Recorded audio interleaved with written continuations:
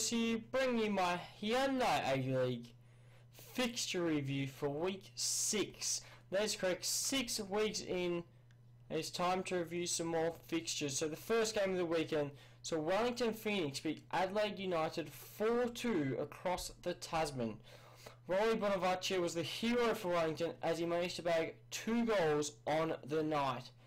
Although Craig Goodwin opened up the scoring for the Reds in the 3rd minute after a cross wasn't dealt with by the Phoenix. He ended up at the back post, managed to sweep it with the left foot, and it went into the back of the net. Although the lead didn't last long as Krishna managed to equalise for the Phoenix less than 60 seconds later. What a quick reply that is. Krishna managed to find himself on the end of a route 1 ball after his blistering pace saw him beat the Adelaide defenders and the goalkeeper to the ball. I always point out Krishna and his pace. This time I was right. He beat the defenders, he beat the goalkeeper, shot through and scored. Very, very good work there from Krishna.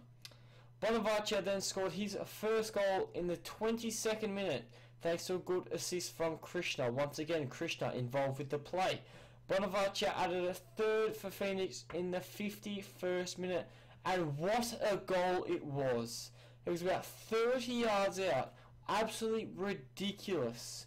It was a magnificent finish, which I rate as one of the goals of the season so far. It could win it, but in my opinion, definitely one of the goals of the season so far. Matthew Redenton scored the 4th for Phoenix with 20 minutes left to go after he was brought on off the bench. Pablo Sanchez netted a consolation goal for Adelaide in the 89th minute, but clearly it wasn't enough. Glenn Moss had an outstanding game for Wellington Phoenix. If you check the highlights reel, Glenn Moss. He was everywhere.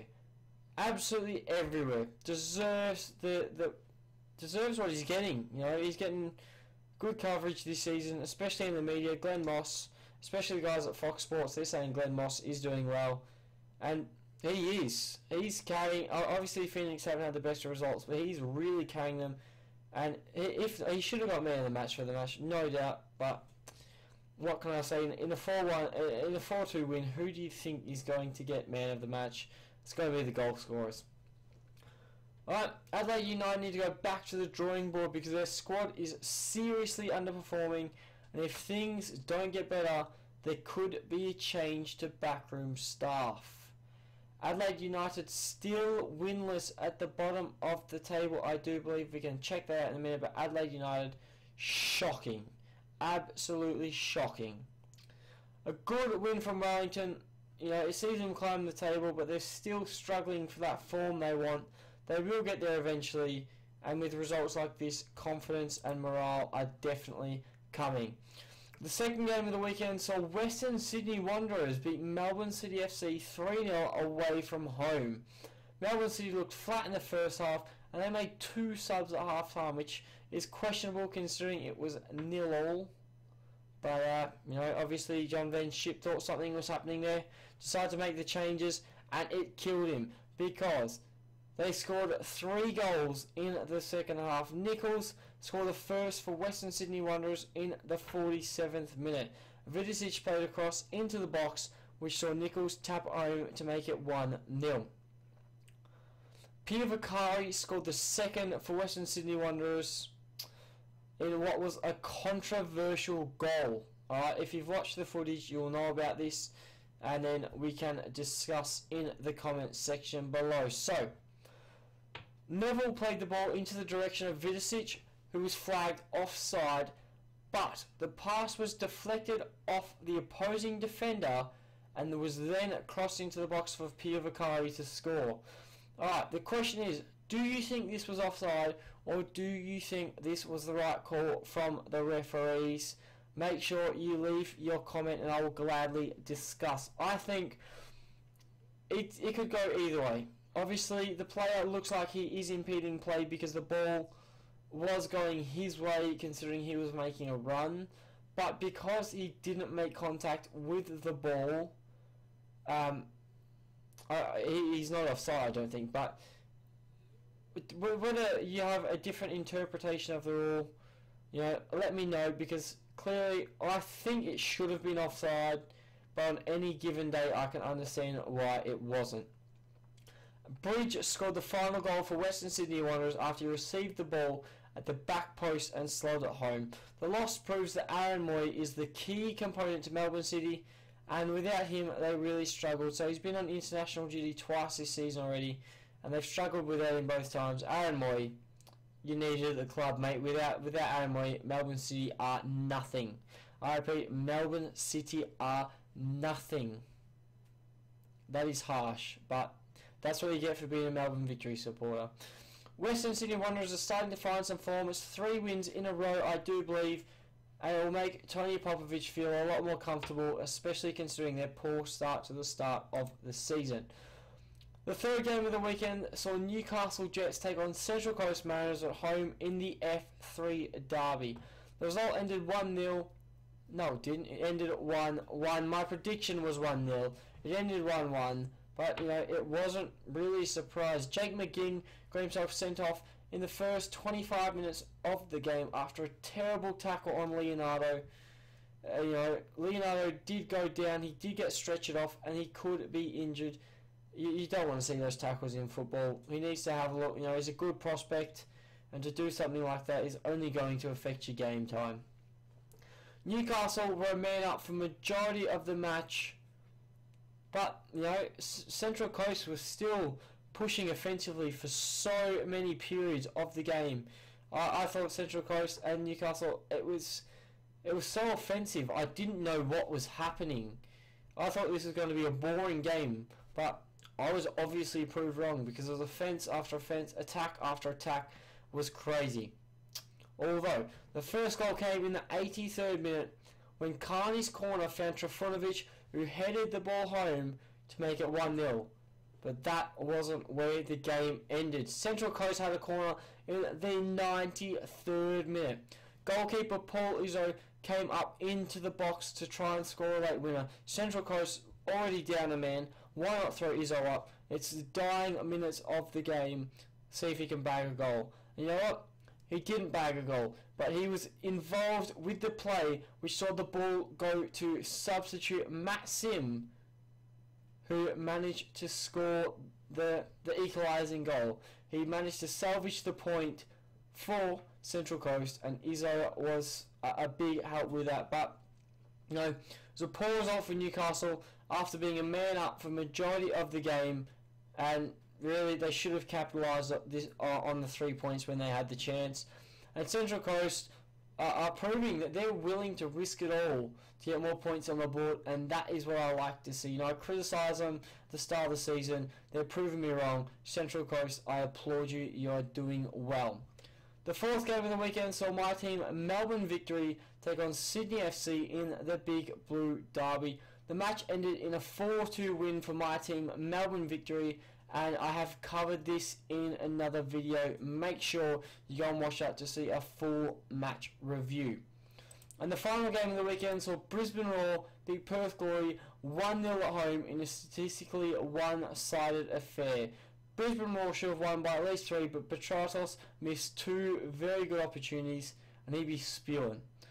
Henrique was subbed on in the second half to make his first appearance since his knee reconstruction earlier in the year. I'm not sure if it was March or if it was May. I haven't stated that because I don't want to be quoted on that, because I guarantee if I say a date, I'll be wrong. So all I know is earlier in the season in a Champions League match. The fans applauded Enrique when he came on to show their support, and he managed to repay them by scoring the only goal of the game. Henrique dinked the ball over Ante Kovic to see the ball going to the back of the net. And the thing that I was surprised at, Henrique was so happy, he ran over to the corner flag and was in tears. All the boys had to cuddle up to him to make sure he was alright, because he was crying.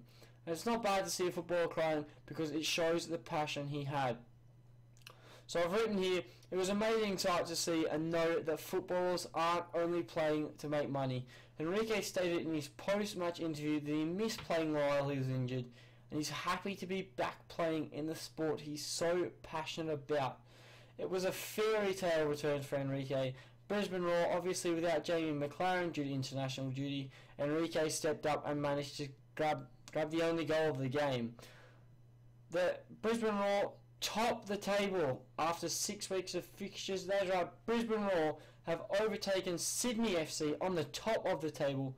Huge result for Brisbane, and another disappointing result for Perth Glory. It continues their patchy start to the season, and where are things going to go for them? But now we'll quickly look over to the A-League ladder. Let me get it up on my screen, and it sees Brisbane Roar top the table after 6 games of football, 4 wins, a draw and a loss, 13 points on the board. Sydney FC 2 points off now with 11 points, and the big thing is my team, Melbourne Victory, pushing up into 3rd position. This is good because we still have a game in hand and we could top the table eventually.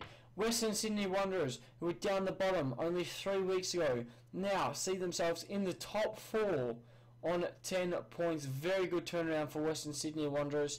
Newcastle Jets slowly dropping, 5th place, still on 10 points, 1 goal difference, not too much of a problem there. Wellington Phoenix up in 6th, 10 points as well, a goal difference between them and Newcastle, 2 between them and Western Sydney.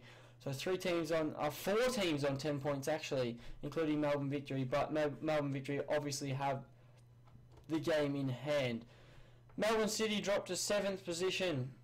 No Aaron Moy, no Melbourne City. That is all I have to say. Central Coast Mariners stay in 8th position on 5 points. Perth Glory still only have the 1 win of the season on 3 points.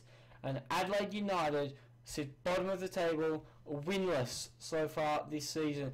We do check here the top 5 player stats for the season so far. Bruno Fornarelli and Bessa Brisha top the goal scorers chart with 5 apiece. Trifunovic on 4, Barallo on 4, Rui Krishna on 3. Most assists. Who tops the assist chart? It's Aaron Moy, of course. David Carney up there as well. But Aaron Moy, Melbourne City's key component, not there. No Melbourne City. Most saves goes now Mark Birighetti with 22, Sorensen on 21, Glenn Moss slowly creeping up the table there.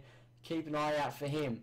Completed passes. Who is the best passer in the A-League? It's Isaias from Adelaide United. 428 passes, yet they are still on the bottom of the ladder. Isaias, you're doing well. Your team's not. They should be ashamed. And we'll check the most clearances from the defenders.